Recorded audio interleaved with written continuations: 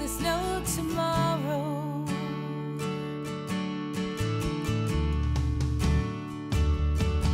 I wanna race to the Can You See How I See would not be possible without the support of our executive producer, Mr. Tom Rao, whose lifestyle and wisdom inspires us all. So, George, I'm excited to be on another one of our Can You See How I See talks today. What have you been up to this week?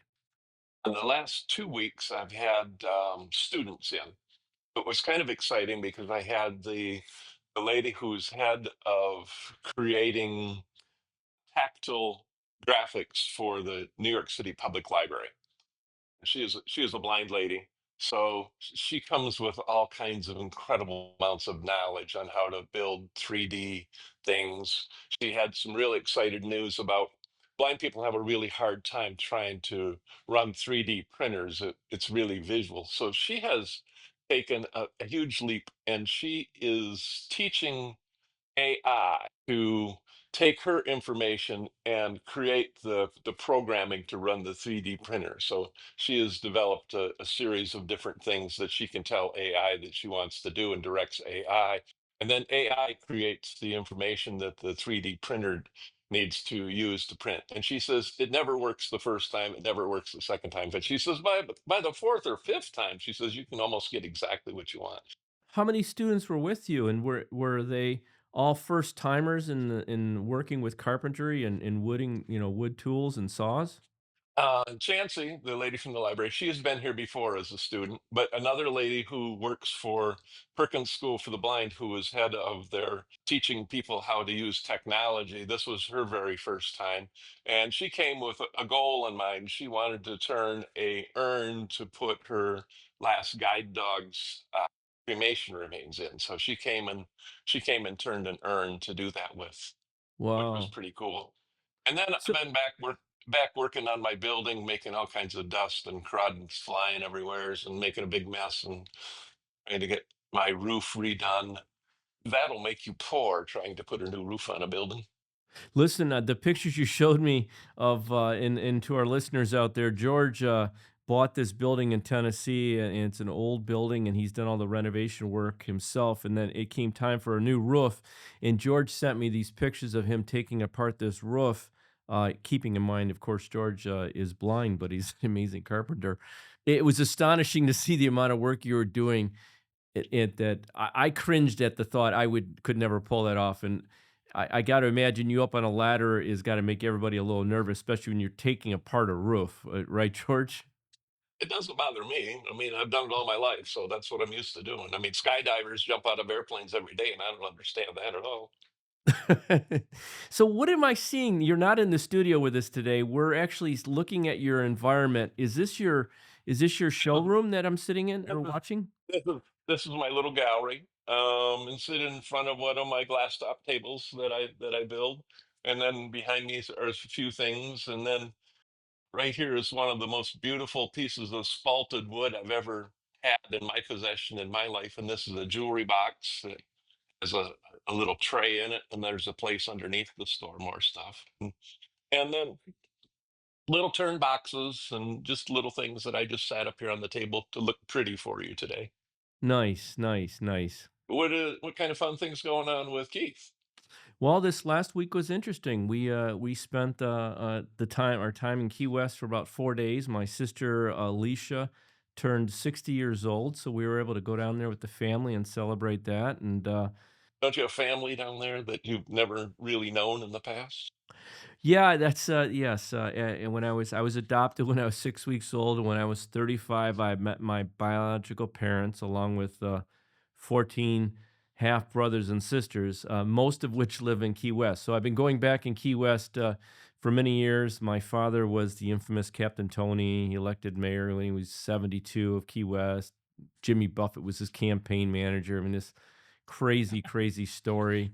And so to go back to Key West and visit family down there is it's in even though I wasn't raised there, I was conceived there. So I always say it feels like I'm going home in a strange kind of way. So it was a great experience, and we had a chance to take our two grandsons down. So that was Kat and I had a great time with that, and the family, everyone else had a great time. So it's good stuff. Um, so you ready for today's show?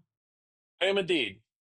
So today's show is it's a subject that's complicated that a lot of people don't like to talk about or have a hard time talking about, and it's our mental health. And a few years ago, I was fortunate to have done a film called "Death Is Not the Answer," a film about mental health and suicide ideation and understanding the significance of the trauma that a family goes through having lost somebody through suicide, or just the complications of mental health in general, and how we manage our mental health. And uh, I think that we all find this challenging. I'm sure that myself have dealt with all kinds of highs and lows, whether it's depressionary potential scenarios or anxiety. But I think that as we get older, we have to try to learn to manage that even better. I'm sure you've had bouts of complicated thoughts or depression or anxiety in your lifetime or human beings.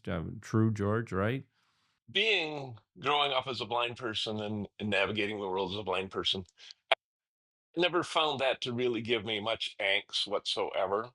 But dealing in the last 3 or 4 years with losing my hearing, that has given me huge amounts of trepidation and fear and will I navigate my world now? Will it change? What are the modern technology things that can let me continue to live my life as I want, to be able to, to hear again, as far as at what point do you look for cochlear implants? At what point do you do this or that? And so that has given me more anxiety than my blindness ever has for the last 70 years. Well, today's guests are going to be really going to be fascinating. It may be a tad bit emotional at times.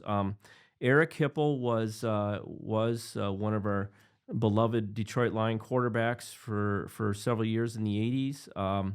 He lost his son to suicide when his son was 15 years old, and we featured him in our film "Death Is Not the Answer." And his daughter Tara, who's going to join us, is a trauma psychologist specialist, but her journey to that career path really stemmed from she was 5 years old when her brother had died by suicide in the room next to her, and we had featured them both in that film, and they both Eric currently now and for many years now has been on the road helping individuals understand suicide both for the military as well as school systems, and Tara works with families on trauma and even early trauma. So I think that they both experienced something traumatic in their lifetimes that's hard to even comprehend, and they found a way to take that and turn it into something pretty powerful that helps just about anybody that is willing to sit and listen. So today's going to be an insightful talk about mental health, and I think we'll all gain some new perspective.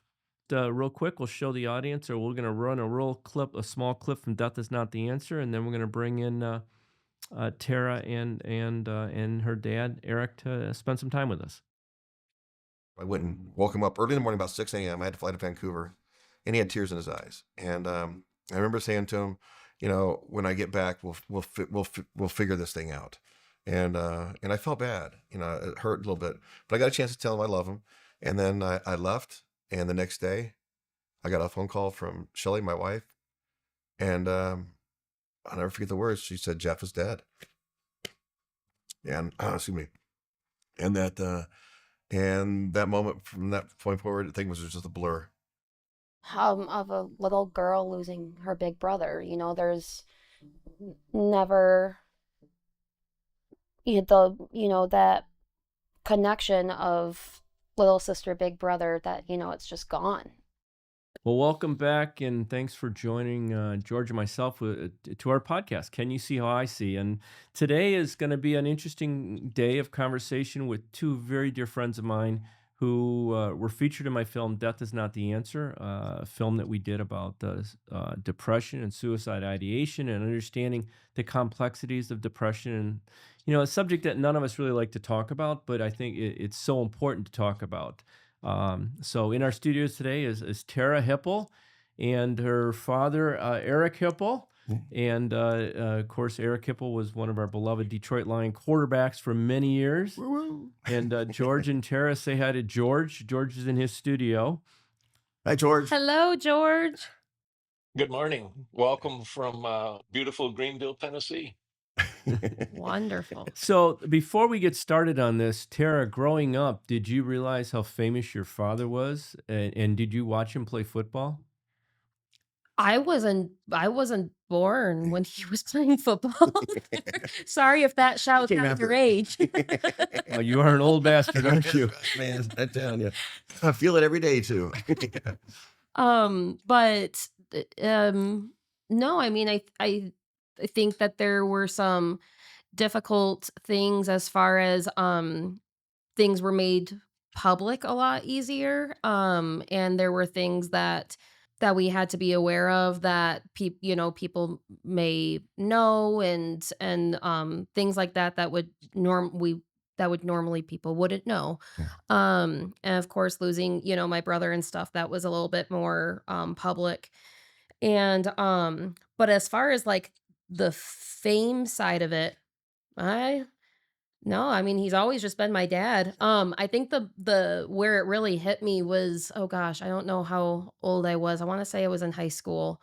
But we had gone to a Lions game, and my dad and me and a few of my friends, and we had gone to the concessions, and at one point a swarm of people just like came around my dad, and they were asking for autographs, and they were doing all of these like, and it just was a swarm of people that just swallowed him up. And I just saw him at one point raise his hand and look at me, and he mouthed the word help. And and just help. And I'm like, I don't know what you want me to do. I can try to barrel my way through, but so yeah, I think that would probably be the oh wow, people know him.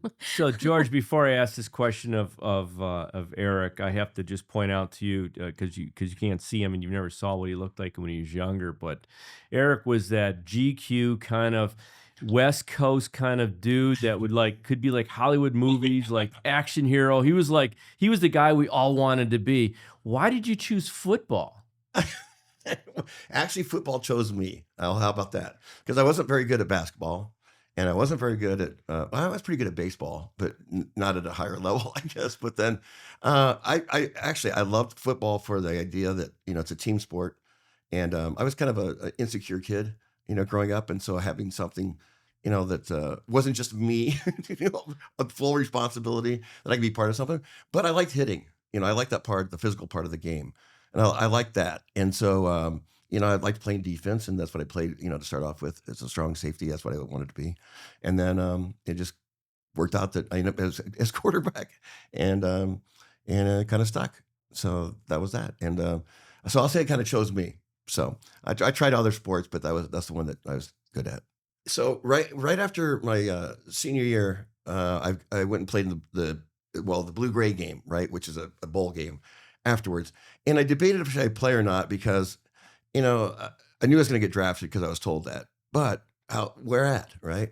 So, it seems like, at certain times when things look like they're going to happen really well, then all of a sudden there's a setback, right? So you got to go through that stuff as well. So when I heard about Detroit, right, I got drafted, and I knew nothing about Detroit, nothing at all. I don't think I've ever been back east, past, Mississippi or whatever it is. But because you grew up in Utah, right? I was born in Texas, and I grew up in Southern California. Southern California, Yeah, sorry. and then Utah State. And so when I got the phone call, I was happy to be drafted, but I knew nothing about the team or anything else.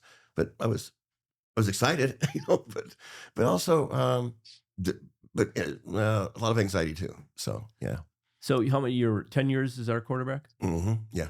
10 years. 10 years. And so like these little things that happen. I mean, as great as the setback was for for Gary Daniels when he broke his hand, but that gave me an opportunity to start, right? So there's been both of those things, good and bad, happened to me. But I look back and I said, okay, well, get my starting job back, or I broke my hand in training camp in '87, so I was on IR the whole year. Came back in '88 and got put into the San Francisco game and broke my ankle. So now I'm on IR for another year and come back. We had a coaching change, so I came back my 10th year, and and things have changed and everything else. And I couldn't throw the ball as well, and I couldn't run as as good as I did. I was pretty beat up. I'd had ankle surgery and hand surgery and elbow surgery and stuff. So yeah. Yeah, and George, I'm not sure if I had a chance to share this with you, and then we'll step into our subject here. But Eric is, he's known for a lot of things, as one of our great quarterbacks of Detroit Lions, humanitarian and this and that. But the one thing people will go to on YouTube, it's probably had millions and millions of views, is probably what's considered one of the hardest hits in the NFL history. Was when Eric was, why don't you just run us through that play there, Eric? I hate that play. Does it, listen, as his daughter watching it, does it still give you a little Yeah, I nervous? hate it. I hate it. I get angry. Well, yeah. So first of all, times were different. Back then, and how you could hit a quarterback, and the rules. We didn't have the the helmet hitting and stuff like that. None of that was there. So they still have bounties on quarterbacks. If you knock one out. So that play itself, I always kind of prided myself on getting back up when you get knocked down. Trying to be that the leader, but also the tough guy. But I used to watch Walter Payton, right? And if he's going out of bounds, he would stay in bounds, and even though he's going to get like 2 more extra yards and just take the hits, but he wouldn't go out of bounds. So I don't know where I had that idea in my head somewhere, but we're playing Tampa, and I could have got out of bounds, but I thought, well, I'll just get a couple more yards, and I didn't see the linebacker coming in. He came at a full speed, kind of hidden. I didn't see him, and he caught me right in the chin. And I was right on the sideline going out, and knocked my helmet off, and I mean, knocked it off. It went flying, and then I spun. The ball went flying out, their hand, and it sounded like a train wreck. Because you could just hear everybody in the stands go, oh, and then, so it was pretty painful. So I don't remember a whole lot of that right there on the sideline because it was a little dingy, but I went back in. So, What stage was that in your career? What year was that in relation to your trajectory of your 10-year career? It was early. Wow. Yeah, I want to say it could have been 82. Yeah, 83. George, when you watch this footage, I mean, he gets his bell rung, man. I mean, he gets his bell rung in a big way. It's hard not to watch it, unfortunately, even kind of 3 or 4 times to say, oh my gosh, I got to watch that again. And that's funny too that it was. I didn't know it was that early on in your career. I think watching it, I just kind of assumed that it was it was later because of how hard you were hit. But yeah, I didn't think that it was that early on. And we'll be right back. People who are interested for what I do here at Ginkgo Gallery, lots of people come and take a couple different classes. When people leave after the 2-day class, they generally have 1 or 2 things in their hand that they can take home with them. My skills and talents in the woodworking business are quite varied. We can accommodate most things that people want to learn how to do. To obtain any of the stuff that we have for sale here in our gallery, you can reach us through our Facebook page, Ginkgo Gallery Greenville, or you can stop by our gallery here in Greenville, Tennessee. Let's get back to our discussion. I always felt sorry for the person who was on the Wide World of Sports promo that they always showed, who went tumbling down the hill as a skier end over end over end, that they kept showing that over and over and over. They showed that for years, It's, Yeah. And then they showed Eddie the Eagle for a while when he was doing his thing. I don't remember him or not, but yeah. Yeah, they could easily replace the Wild World of Sports of Agony of Defeat with the guy in the skier with Eric. Easily. Swap it out. No question. Well, they used to play those things, the bloopers, the greatest hits, and they had show those things where, I mean, the one that I remember, on those little, so they promoted the game through that, like these really hard hits. I remember a guy, going to catch a punt, and he raised his hand for fair catch, right? And just before he catches the ball, the guy drilled him right square in the chest, and at full speed. Didn't know fair catch I got, but he just disappears off the screen. And I thought, oh my God, that's gonna be the hardest hit. And then I looked at mine. I went, well, maybe not. So, Well, this is yeah. this kind of leads us into our discussion a little bit about mental health.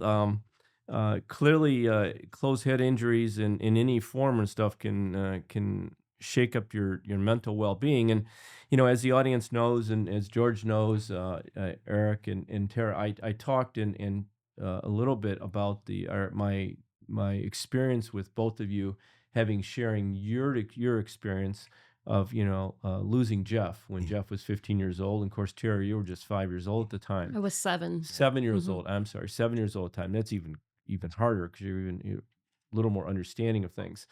Um, how that experience obviously brought you to the journey you're on today, both of you, and the work you do today. But not wanting to go back and having a deep discussion about it, but maybe talk about the trajectory of that and how trauma, and Tara, this is going to lead into your discussion with you, how trauma in early childhood can lead to pathways in life you may never see coming.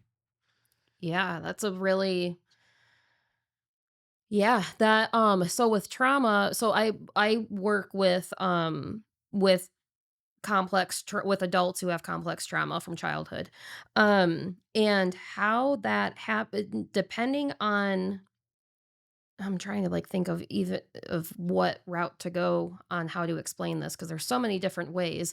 Mm. But I think with trauma there can be, especially in early childhood, there can be dissociation where there's this blockage of protective guardian like responses that come in and hold certain memories, hold emotions, and how that in itself, I mean, so it fragments the individual, it fragments the child's brain. So in early childhood where there's trauma, I mean that it leaves up all these different pathways completely open on what different paths to take because of the brain can be so fragmented. So okay, I'll share something in a second. So can you, as an older adult, so I'm Mm. 65 now, as we get older, and a lot of our discussion with this show, Can You See How I See, is about aging healthy and things of that Mhm. nature. As an older adult, can you can individuals look back on something that maybe they never really thought of as they get older, and pinpoint, almost like, gosh, I hate to use the analogy of a soldier from Vietnam, but in that PTSD moment Mhm. of things that experienced when you're younger, can you look back on that as you're older now and reflect on it and go, oh, I think I understand a little bit better about the journey I've been on in my life, is something that happened when I was a younger child? Can you still address something that took place when you were younger as a child and find benefit to revisiting that? Absolutely. Yeah, absolutely. Because it's not so much like going it's not about going back to the traumatic event and reliving the traumatic event to process it. Processing it means getting in touch with your emotions, and this is a lot of the stigma with mental health and mental illness is that there's a is that to be healthy, you need to not have any problems. You need to not talk about things. You need to not you need to feel good and grounded and happy and calm and go through life that way. That's not what healing is. That's not the human experience. Healing is being in touch with the human experience. And that is why when we go through trauma and we dissociate away emotions, it almost takes away from that human experience because those emotions aren't being felt and those memories aren't being had where it's again it's not about reliving a traumatic event but it's about getting back in touch with those emotions and seeing how those guardians can come and help you through life now. Would you say that your pathway in life, how old are you now? 32. Your pathway in life of what you do now, helping people, stem from your experience with Jeff? Absolutely. Yeah, absolutely. don't know how. I mean, that is a first my first vivid memory is losing my brother. That's, look at it as how trauma is. If that took away prior memories, or if not having prior memories before that, however that goes, but that is my first vivid memory, is the loss of my brother. So, um, it absolutely, I mean, it that was life Yeah. with, yeah. Well, and so let me interject here too, because from a father's point of view, right, as a 7 year old, the youngest in the house that was actually there when Jeff died, that as an adult, you look at that and say, well, they're young, okay, and so they're not going to remember this, or they're young, and so it's not going to have an effect on them because we'll explain it later. They're not old enough now to understand what's happening, and that's a huge mistake because that just puts them on a course of like, okay, well, of mistrust. Like, who do I go to? Who do I talk about? What happened? I don't know, and confusion. And yet, for me at that time, I was just doing the opposite. I was doing like that what do you call it? Dissociating with, um, ignoring all the stuff and just being numb, by either drinking or anything else I could, do just not to feel. And so getting away, just the opposite of what you would do to process stuff, which is feel those emotions. I didn't want to feel them. They were painful and scary, and it hurt so damn bad. So I'll just be numb. And so you go back and you look, and so how did it affect her? We're looking at it like, well, she probably didn't, I don't know what she remembers. She's not. And then in high school, all of a sudden, some of the memories start coming back and reliving them, the night terrors and stuff that set in, and some of the behavior and um, avoidance behaviors and stuff like that, try and not feel those things started happening to her. And it's really hard for us because we didn't. What do you do? First of all, I had no idea that a kid's going to be affected through a lifetime, or there's such thing as ACEs, adverse childhood experiences that actually affect behavior down the road. That's and so we really never did any treatment, right? And until after things resurfaced. Well, George, things weren't, I'm sorry, there things weren't known back then either. Yeah. I believe we went to therapy, and I Which believe that you was, went to a grief therapist for the grief side of it, but you didn't get to therapy until after you're in school as a specific for the trauma. yeah. Yeah, and there wasn't a whole lot either known or advocated for that at that point, not by you guys, but by, I think, yeah, just the system, I think. Didn't know how trauma can come back those years later because of how long a brain can be dissociated away from. It's strange, Keith. Also, just to touch on that for a second, because when somebody loses their memories from trauma, because it's really hard to pull that memory back together because it's so emotional and misplaced, and places of it are hidden. That but it's hard putting that stuff back together again. And so yeah, I guess I was gonna where you lose the memories and stuff, and trying to put it back together again, you don't realize what's going on Mhm. sometimes, and so you might get lost because you can't remember stuff. But that's what happens; it gets fragmented. Memories do. Mhm. My experience as a child was near nowhere as nearly as traumatic. But when I was 7 years old, I ended up going to a residential school away from my parents, and fortunately my brother and I both went to the same residential school, so I did have some support there. But it took me a long time to figure out what effects that had on my mother that I didn't realize, that it's kind of looking at it from a different spot. As a kid, I was 7 years old, and I went there, and you do things as a kid because someone tells you to go do it, because you don't know any different. And it wasn't. I was in my 20s before I figured out what a traumatic effect that had on my mother. And I thought that was real interesting, and she had never really talked about it until some point in time in my 20s, when we sat down and talked about it, how devastating it was to her, to have it, drop her child off, you know 200 miles away from where we lived, and know that she wasn't going to see me but on weekends now and then. I grew up in the '60s, and it's just of late, I guess I've been replaying some things in my mind that I guess, I kind of wish I did or didn't, whatever. My mother was an alcoholic, and so very badly, a very bad one and it was during the '60s. It made it more complicated. So she was I was adopted when I was 6 weeks old. My mother when she adopted me, she was in her 40s. So now when I'm starting to be 5, 6, 7 years, 8 years old. She's getting close to 50. She's going through menopause, but back then no one really talked about it. So she was medicating with medications and alcohol, so it was a real problem. And so we lived in it. I didn't understand until I was probably 8 years old, 9 years old, the how dysfunctional of a family and toxic of a world we lived in.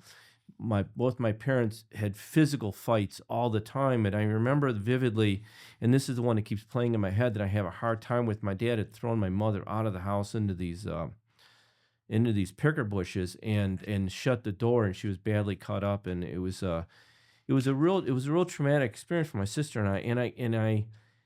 I guess I from that point on I always found a way of trying to disconnect from. I I couldn't understand all the other families in the neighborhood were so different than ours was, so complicated, and a lot of it had to do with alcohol abuse and in the '60s, and the callous kind of way we looked at life, and or they looked at life back then. So I guess as you get older, you start wrestling with these things, and Mhm. I guess maybe what happens as you get older, even though I'm still very busy, but you have find time on your hands, and you start rethinking things, and you start saying, well, why do I do this way, or why do I think like that? And you start rehashing stuff, and then you start digging up the dirt pile, and you start saying, oh, it's this piece of dirt right here. I guess I should address that. So I guess the question is, as people get older, it's still a good time. It's an opportunity time to go back and readdress issues. Absolutely. And one, I want to say, it sounds like you've got some very good mindful awareness, is what we call that, Keith. And so yeah, kind of making those connections and being mindful about that. Um, but yeah, absolutely. I mean, for me, when I met my husband, and it really wasn't until I was I moved away, and to be with he was stationed out in Washington. So, I had, Seattle. yeah, in around Seattle, not Seattle, but Well, it's yes. not DC, is what I'm saying. Oh, yeah. Okay. Washington State. But, Okay, you two, settle down. He'll get the last word in. but it wasn't really until that things kind of started, clicking clicking a little bit for me, and I was advocating more for myself because was becoming more aware that things weren't right. um because I was in such, and that is the brain's response, that when you are in a feeling of a safe, a loving, relationship one on one with somebody, then the brain kind of starts, your nervous system relaxes, or wants to relax. And all of a sudden finds out, oh, I can't relax. Why can't the nervous system relax? What is going on here? And then so it's very, very, as a therapist working with adults with complex trauma, that is very natural to see that if people when people get into a loving relationship, a healing relationship, that things kind of start to come up because the nervous system is going, okay, you're safe. Here's things now to process. Eric, help everybody understand exactly what you do now, and as you do that, I want you to explain to us how you would define the word depression versus the word anxiety. Okay. So what I do now, and it started, after some some events that I put myself through, in some self medicating and whatnot. That I started looking for answers finally. So University of Michigan Depression Center is where I ended up going, and then they hired me, and I stayed there for 10 years doing outreach and learned about the brain and depression and mental illnesses and stuff. And one of the things that I picked up on really quick was, and I think Terry, you alluded to it early about the definition of mental health, which is, it's it, it, if you can fit into society basically and still be productive and still have a sense of well-being on who you are, and have connections and be part of a community and be productive, it doesn't matter if you have a diagnosis or not. Okay, you're still mentally healthy if you can do all those things and have a sense of well-being on who you are, right? And so for me, trying to figure out what mental health really was, it was a journey, because I look back and say, well, I've had this thing for, gosh, a long time, even when I was a kid. And so that thing, looking back and starting to see those little markers along the way, it made a lot of sense. And even watching Jeff, I could relate back all that kind of stuff. But for me, it was like, all of a sudden an opening, here it is. And so what I ended up doing was, like I said, working with community, doing outreach, which morphed into peer suicide prevention. And so I went, got trained on those models. And then so try to put myself in a position to train, suicide prevention and utilize that. So law enforcement, military. And then as you go on, keep on moving down that pathway, and the science gets a little better, the research gets a little better, you start going, okay, well, this is maybe behind suicide. Here's what might happen. Here's what's behind it. Oh, depression. Oh, mental illness has a lot to do with it. Oh, start getting all this stuff coming along. Then it's like, oh, okay, well, for me, I waiting for somebody to be suicidal and talking to them, let's get out in front of it. So let's go really be proactive and be upstream, and let's start talking about all the stuff that causes people to get in that state. In other words, so let's talk about mental illness. Let's talk about depression. Let's talk about anxiety. Let's talk about avoidance, behavior. Talk about transitions. When every time we make a change, in an environment around us, it could be a breakup, it could be a move, it could be a retirement, whatever it might be, right? Those are major changes that, depending on your background a little bit, on how resilient you are and what that might trigger and bring up, and how you respond to those things. And so, so as of late, I do some work with Blue Cross Blue Shield, with Be Nice, Notice, Invite, Challenge, and Empower, which are all very proactive.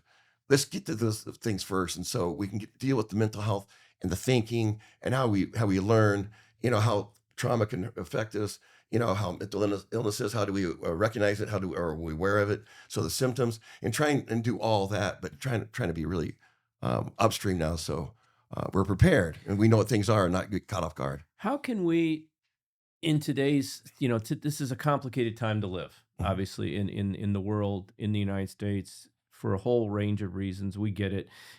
Everything from the political divide to the introduction of AI, and not even understanding when you watch something if it's real or not. I'm 65 and I'm in production. I make documentaries. I'm constantly have to send stuff to my son to say, is this real? Because I can't even tell the difference, which is just frightening. And then the rapid growth of social media and stuff like that, it's created a world that's very complicated from what we grew up with, like what I grew up in and what you grew up in. Of course, we're trying to navigate through it the best we can.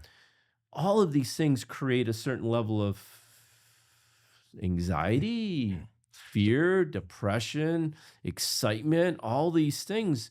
How do you, Tara, you're the young one in the group here, in George, you're excited about AI because what it can offer potentially you in the world of visually impaired. How do we take all these new tools and all these things coming at us? What can we do in our own life to find a way to kind of escape the noise, or I'm saying sometimes, and is it important to do that, or is it better to step, especially So young people? yeah, so real quick, to kind of to preface what I'm about to say. So we all have a window of tolerance. And there's in that window of tolerance, below that window is called hypoarousal, and that's where you have depression symptoms, the fatigue, the isolation, the not finding interest in things, that avoidance, and then there's the window, and then there's hyperarousal. So for That's where you have more anxiety symptoms of your heart's racing, that maybe your adrenaline starts, it feels like the adrenaline's pumping. You get clammy, things like that. So, especially in our world today, where I'm seeing we as society, I think, are seeing everybody going back and forth from hypo or hyper arousal. And so, how to get into that window of tolerance? How can we expand that window? Um, and I think that you said I mean, you said it in your question, you said tool. And I think the thing to remember here is to remind ourselves that, okay, this is a tool that is coming out and it's scary. It's not really, or it could be looked at as scary. It's not really, refined or fine tuned. And that is scary. So to remind ourselves that this can be a beautiful thing if it's used as a tool and not to be relied on, but maybe, yeah, used as a tool, and then to kind of help with staying in that window of tolerance. I mean, I've had to delete my socials, um, and just kind of try to separate from the noise a bit while still keeping informed as best as I can. But yeah, our brains and our nervous systems are not wired to be on all of the time like this. And it's really, so yeah, it's going to cause a lot of anxiety, and then from anxiety it's going to, might crash down to hypoarousal and depression symptoms. Um so I think it's important to try to find awareness in the present moment and trying to reorient to now somehow.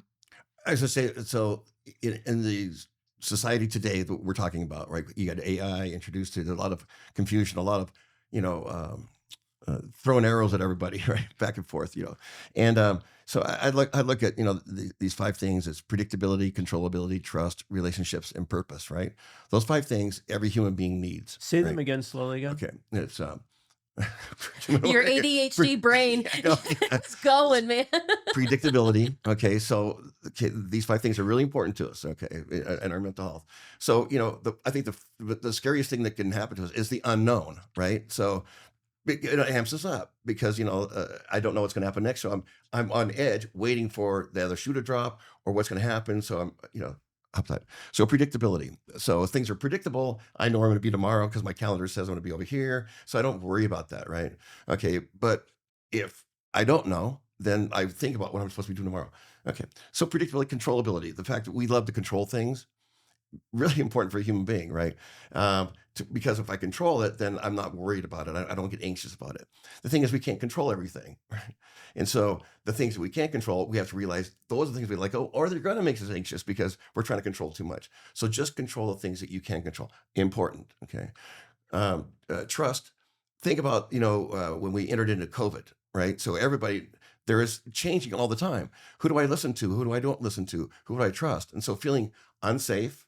Um, and then relationships are very important for us because we're human beings and we connect through empathy. That's where we learn. That's also how we communicate, nonverbal communication. And all of a sudden, if I don't have relationships because I'm locked off or I've been ostracized or I went through a divorce and moved someplace else, then, I don't have that, right?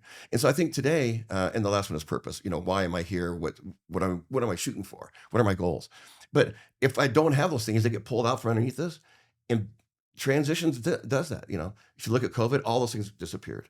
If you look at what's going on today, like AI, for example, what's real and what's not real, I don't know. Then how do you control that? How do you say, well, it's scary. So there's things on there that could be happening that I think's real, but maybe it's not real, or I don't think it's real, but maybe it is real. And so there's a lot of mistrust and stuff that goes on with that also. And I think we're in the middle of that right now. So both sides are, I'll say politically speaking anyway, are just on attack mode, trying to go back and forth on this. And for kids, it's really, really hard for them because they're looking up above, for guidance and leadership, and they're seeing, parents argue over stuff. They're seeing their siblings argue over stuff like at school and information and all this stuff, or delving into, do I use science? So I go ahead and dive into the internet, or do I not dive into it because there's scary places to go to? Yeah, So as a parent, you don't let your kids go on there. man, the collateral damage, Yeah. we don't even realize that. You just said something important. It's the youth. Yeah.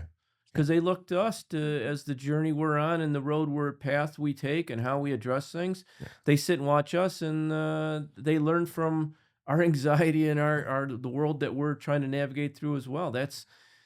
We often forget the youth are watching. I think about, and I've really delve on youth, and here's why. Okay, when there's a divorce, when there's a breakup, when there's a move, when an adult decides to do something for their own gain or whatnot, but it might harm the family.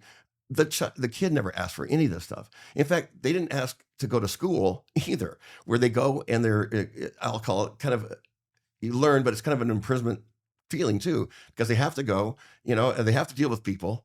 If they don't feel safe there, it's a very intimidating place to be. And where do you turn for security? If you're, and I don't want to say you're irrational, but I mean, if there's a lot of fear going on, it's really, really hard to learn, because you're constantly trying to protect yourself. And a lot of overstimulation too happening there. George?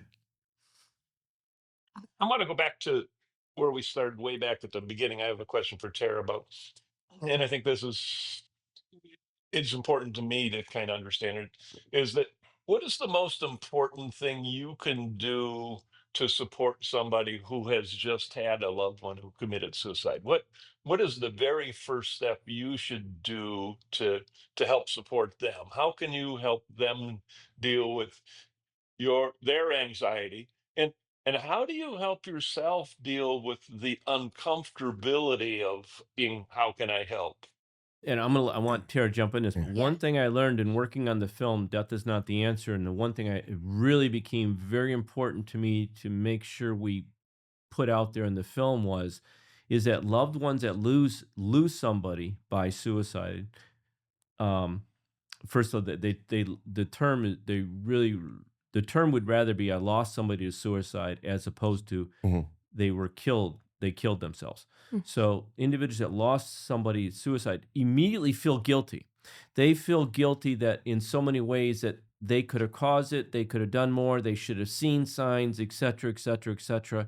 And they walk around with this blame and guilt. And I think that the one thing I learned is that those individuals need to be lifted up to not feel as though in some way they were the cause of it.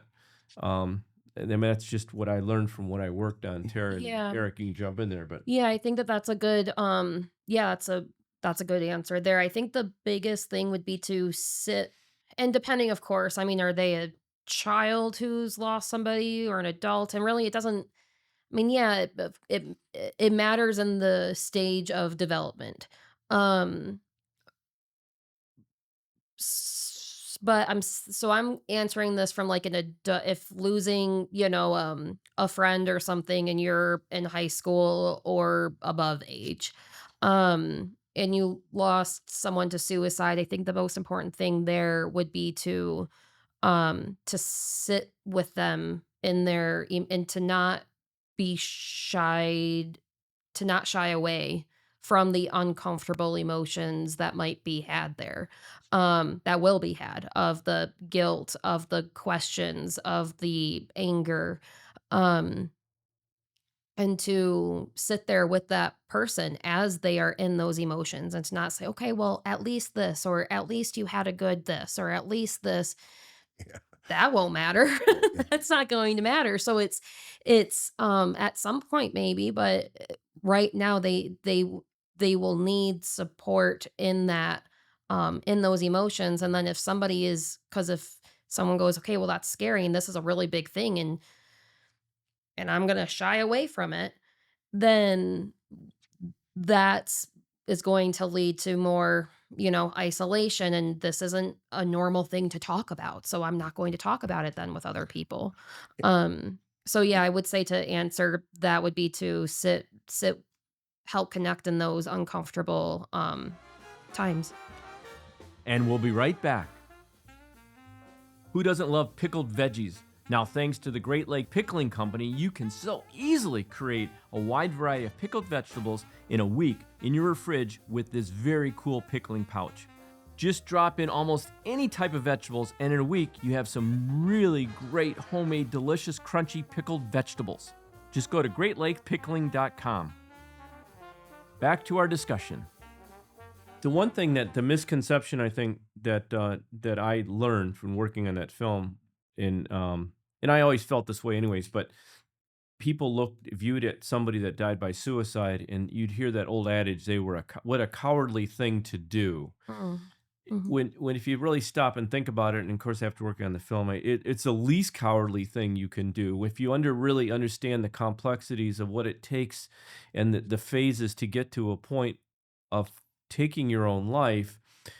So often it's individuals do so because they think they are actually trying to help a Mm. situation or help others, that they feel they'd be better off not here for those other individuals, so they'd be better off without them. So it's the opposite of being a coward. It's really them thinking through that their decision to take their own life and somehow is going to be better for everybody else around them. Does that make any sense? Yeah, I have an analogy for this because when I was doing stuff with the military going around, I was trying to think of some that would make sense to them on this mindset, because it's really hard to tell somebody, you're talking about the coward thing and whatnot, that it takes a lot of strength for somebody to override self-preservation and be able to take their life, right? And so it takes a lot of willpower to be able to overcome that stuff. But so I use an analogy like this, if because okay, if I'm in a room with military folks, right, and somebody threw a hand grenade into the middle of it, right, you're gonna run, but there's gonna be somebody there realizing the fact that a lot of people are gonna die unless I jump on the hand grenade. Okay, so you'll have somebody who'll jump on it, sacrifice themselves to save the others. Okay, so we'll call that person a hero, right? God, well, look at, he saved everybody else, and yet somebody has that mindset, okay, that's internalizing it and saying my family will be better off without me because that's how minimized I am, how much I feel my worth is so low. So they work up this ability to be able to take their life, all right, and I'll call it a sacrifice for what they think everybody else will be better off, because that was certainly my mindset at the time. Mm. Yeah. To also go back to how I answered the question as far as like maybe an older individual, but to for a child who has lost somebody to suicide, think the thing to do there is to be honest, and to not say, to not make up how they died or something like that, to be honest and really help that child find meaning in that. And that's something that I'd say my parents did really well with. That they were honest about what happened. And then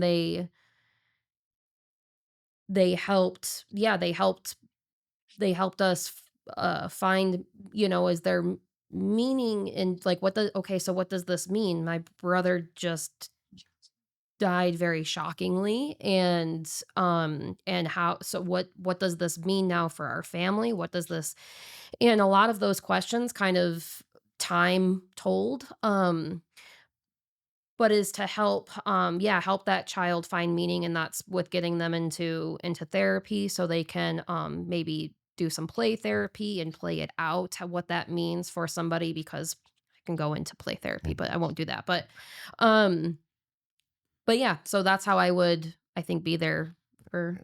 And on top of what you said, whereas just to sit with somebody, you don't have to try and fix it. You don't have to Mhm. try and try and have an answer for them or give advice. You just got to be there, right? Mhm. Because just the closeness of somebody being there, call it unconditional love type thing, right? They're there, so you feel a little bit safer. You've got a connection. So some of those things that throw us off, those 5 things I talked about. But it's almost the same thing of why people won't ask somebody if they feel somebody's in danger, and they won't ask them, so are you thinking about death or suicide? Are you thinking about killing yourself, right? They won't ask that because they're afraid of the answer, because what if you say yes? Now, all of a sudden, my responsibility is, oh, I have to take care of you. Well, you don't, okay? You've got resources that you can utilize, but this person, you're trying to get them to the resources. You don't have to fix them. And so I think after a suicide has happened, same thing with a person who survives, especially, you think about the funeral, where it should be the safest place in the world for people to walk up and say, oh, do you mind, you can tell me what happened if you want to, right? But an open share, so you don't just ostracize them. I'm afraid to say anything to them because I don't want to upset anything. So being there and even asking and just listening, because there's a lot of processing that's going on at that Opening a level. door of conversation, Yeah, knowing it's safe for them to come through the door. Mhm. yeah, yeah. Right, that makes sense.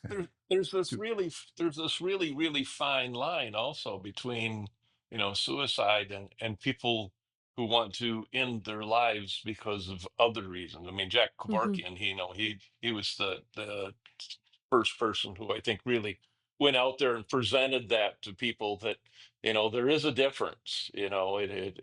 But I think you can go back and look at, the mental health side of things and say, well, listen, they had this stuff going on when they were in childhood. They didn't have a good support system. So a lot of their viewpoints, what they look through, the lens that they look through to the rest of the world might be very scary. It might be really negative because of what they grew up with or the beliefs that they have about themselves.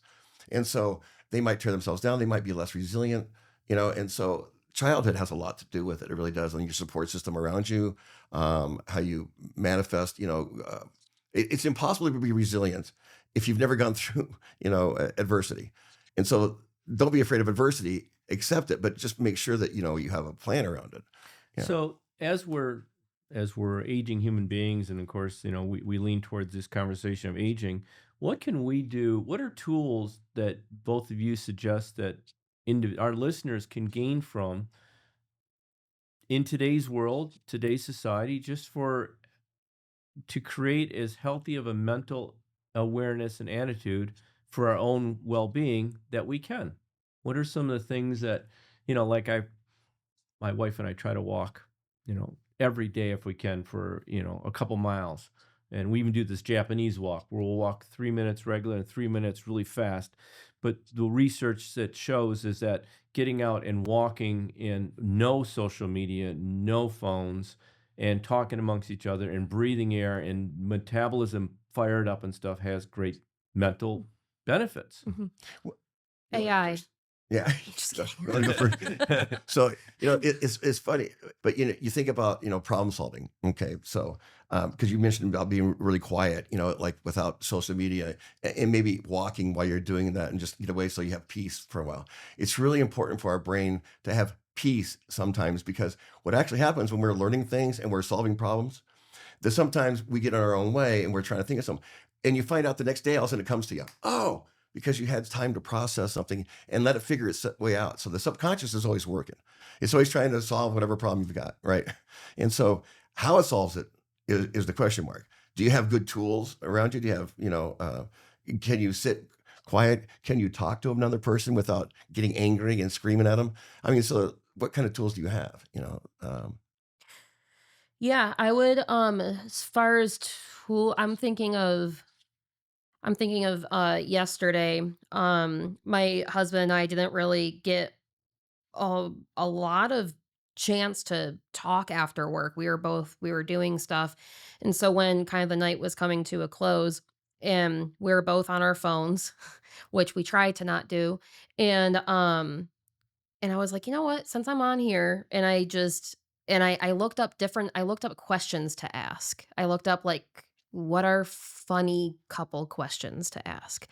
And I'm like, "Okay, if we're going to be on our phones, let's make how can we?" Because I'm totally with that. I will we're so used to being stimulated that we almost, we feel that without having something there. So if you really feel like you need to have your phone nearby or something, at least use it again as a tool and not as something to replace something. So yeah, I looked up like these funny questions or something to ask and we had a ball with it. It was hilarious. Um so yeah, we use that as like a tool to connect in a different way. Um George, is there any secrets to what you do to just keep yourself as mentally healthy as possible? Or When I get to places where life is giving me more lemons than I know what to do with, then I have to start figuring out how to make a better lemonade, and I'm pretty good about that. Although like I said, I've taken a few adjustments in how I look at things since I lived here in Tennessee. as you get older, you have to start triaging your bucket list because you understand that there you have a finite amount of days left in your life. So Does that now you cause have you to some figure out. anxiety? Well, it can, but I mean, the thing to do is sit down and figure out which ones of those things are the most important to you. And it took me. I had to do a little bit of readjusting here in the last 2 years as to there are some things that I probably, you know, will not get done in my life now, and I think I've come to peace with that. George, I'm curious, what are some of those bucket list items for you? I had a pretty grandiose idea about what I was going to get done, and then realism hit me, and I've kind of toned it back. I was, my original plan was I wanted to have a big gallery. And now I've toned it back to the saying, I have a little tiny gallery. It's just fine. Why do I want to complicate my life with having to deal with a bunch of other people being in my gallery? So I wanted to travel and do a few things, other things in the world that I haven't got done. And I just realized I'm probably not going to go down to South America and climb, a mountain down there. I mean, it was on my bucket list once upon a time, to go down to and look at the Inca ruins and that kind of stuff. And maybe I'll just go over here to the town of Gray and look at the fossil museum over here. It's only 40 miles away. I can do that. So, But how do you have to start putting things in perspective. It's George, you are and- so actually you're so not only are you so right about this, but this is a hurdle that I'm trying to jump over myself. I'm having this. You're helping me actually. I always have these grandiose ideas and creating all this and telling this story and doing this film and doing that yep, documentary and blah blah blah and stuff like that. And then what ends up happening is I look in the mirror and go, dude, you're going to be 66 years old. And one side of me says, come on, you could do this. Pull up your big boy pants and go get it done. The other side says, man, you're kind of tired. I mean, can you really pull this off? And then I create a world of anxiety for myself, which is overwhelming. And then I just go through the day of struggling, trying to what am I doing, and should I do this, or can I do that, or slow down. And so George, actually, thank you for that. You actually gave me a little. Maybe I can be a little easier on myself and just Keith, let it go. You've done enough. Crying out, loud. Yes. Jesus. I have a problem with a leaking roof, and I hired someone to, in theory, cure the problem, and they are not being successful at curing the problem in the way that I want it cured. So, I just finally just get pissed off. I go out the sawzall and I tear the roof off myself. There are things I know how to do, and not as agile as I used to be. So I figured out I cannot put a 4x8 sheet of plywood up on a roof all by myself anymore. What I mean? But so I got some help and made it happen. But the roof does not leak in the part where I fixed it. I tell you. it's right. Is it right over your bed? Right. So It is. that's what the place is safe. Yeah. Well, Exactly right. yeah. I look at some of that stuff, as we age, and of course, and we go through these transitions, is our identity gets affected. So who are we? Well, let's see, I was known as a quarterback for a long period of time, so that was it. But then I did this, and I'm in mental health. But even as that fades, goes away, as I start pulling back on that, it's like Relevance. you start going, okay, so what am I? Exactly, relevance, but also regrets. Your bucket list that all of a sudden isn't as strong as it was when you thought you were going to do it. So I mean, all those things. But I think that's part of just adjusting as you go, and not having the regret and stuff. Is finding peace along that stuff. And I think one of those things it certainly hit me as I get older, which is the self acceptance of who you are, right? That Yeah. because you're so used to being conditional about, like, well, if I act a certain way, or I'm making so much money, or if I'm the starting quarterback, or those conditions that you set up for yourself to be that, so you can accept yourself. I have to have these things, right? Or otherwise I don't like myself. I have to all those things. So as we get older, I find that I'm a lot more self-accepting of myself. I throw the conditions away and just say, I feel good about what I'm doing right now, because that's my goal. I'm positive, and a growth mindset. So every morning, get up and I'm going to try and do something different today or learn something new today, You, and try and keep that mindset going rather than the regret model. you know, as you get older, you start grappling at other people's wisdoms and thoughts and stuff to help you navigate through life. At least I do myself. And so, the old, you has these ask these questions. Here's one question: do you have any regrets? And great philosophers and individuals and community leaders and celebrities. And I have no regrets. I have no regrets at all. And I started thinking about, God damn it, I do have a lot of regrets. Fire. I do. They're lying. I have a shitload of regrets, and I'd love to. I have a bunch of regrets, and I'm come to terms with being honest. I have a lot of regrets.